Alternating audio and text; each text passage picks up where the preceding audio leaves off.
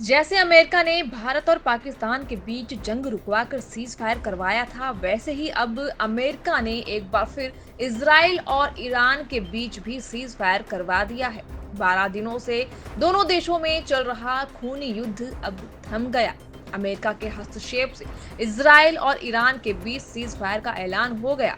दुनिया की निगाहें इस जंग पर टिकी थी और अब शांति की एक किरण दिखाई दी है। लेकिन सवाल अब भी है, क्या ये शांति लंबे समय तक टिकेगी? इजराइल और ईरान के बीच जंग पर विराम तो लग गया है। दोनों देशों के बीच 12 दिन से जारी लड़ाई को रोकने का काम अमेरिका ने किया है। अमेरिका के राष्ट्रपति डोनाल्ड ट्रंप ने सोमवार को सीज फायर का ऐलान किया। ट्रंप ने कहा कि सभी को बधाई। इजराइल और ईरान के बीच इस बात पर पूरी तरह सहमति बन गई कि पूर्ण और समग्र युद्ध विराम होगा। युद्ध विराम ऐसे समय पर हुआ जब तनाव ईरान और अमेरिका के बीच चरम पर पहुंच गया था। ईरान ने कतर पर अमेरिका के ठिकानों को निशाना बनाया था। अमेरिका ने पुष्टि की कि कतर स्थित वायुसेना अड्डे पर ईरान की ओर से मिसाइल हमला किया गया। उसने कहा कि इस हमले में किसी के हताहत होने की सूचना भी नहीं है। हमले के तुरंत बाद खाड़ी देश बहरीन ने अपने हवाई क्षेत्र में उड़ानों को अस्थायी रूप से निलंबित कर दिया।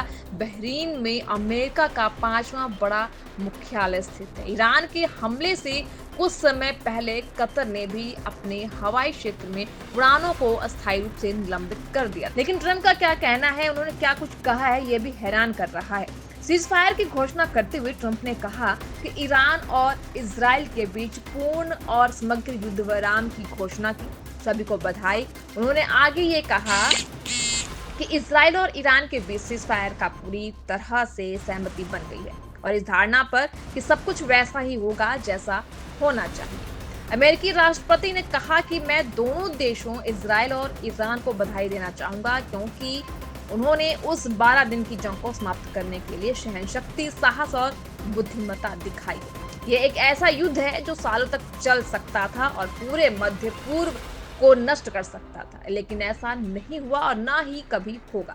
ट्रंप ने ईरान का भला होने की भी कामना की। उन्होंने कहा कि भगवान इजराइल का भला करे, ईरान का भी भला करे, भगवान मिडिल ईस्ट का भला करे, अमेरिका और पूरी दुनिया का भला करे।